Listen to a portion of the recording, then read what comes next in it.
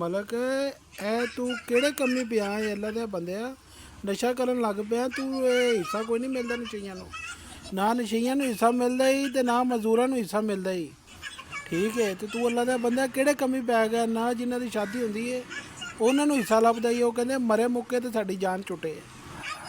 ਅੱਬਾ ਮੈਨੂੰ ਜਾਣਦਾ ਨਹੀਂ ਜਿਸ ਦਿਨ ਮੈਂ ਮੌਲਾ ਜੱਟ ਵਾਲਾ ਗੰਡਾਸਾ ਦਫਨ ਕੀਤਾ ਕੱਢ ਲੈਂਦਾ ਨਾ ਤੇ ਅੱਬੇ ਦੇ ਤਾਂ ਵਟਕੇ ਵੀ ਦੇਂਦਾ ਤੇ ਅੱਬੇ ਦਾ ਪਿਓ ਵੀ ਦੇਵੇਗਾ ਹਿੱਸਾ ਅੱਬਾ ਕੀ ਚੀਜ਼ ਹੈ ਓਏ ਨਸ਼ਈ ਸਾਰੇ ਇੰਜ ਹੀ ਆਂਦੇ ਨੇ ਇਹਨਾਂ ਨੂੰ ਹਿੱਸਾ ਕੋਈ ਨਹੀਂ ਲੱਭਦਾ ਹੈਗਾ ਮੈਂ ਮਰੀਮ ਨਵਾਜ਼ ਅੱਗੇ ਅਪੀਲ ਕਰਨਾ ਕਿ ਨਸ਼ਈਆਂ ਦੇ ਬਾਰੇ 'ਚ ਕੁਝ ਸੋਚਿਓ ਵੀ ਸਭ ਦੀ ਮਾਂ ਹੈ ਤੇ ਬੱਚੇ ਰੁਲਦੇ ਪਏ ਨੇ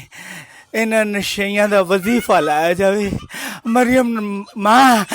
ਮਾਂ ਅੰਮਾ ਹਿੱਸਾ ਸਾਨੂੰ ਘਰੋਂ ਵੀ ਨਹੀਂ ਮਿਲਦਾ ਤੇ ਵਜ਼ੀਫਾ ਤੂੰ ਹੀ ਲਾ ਦੇ ਹੇ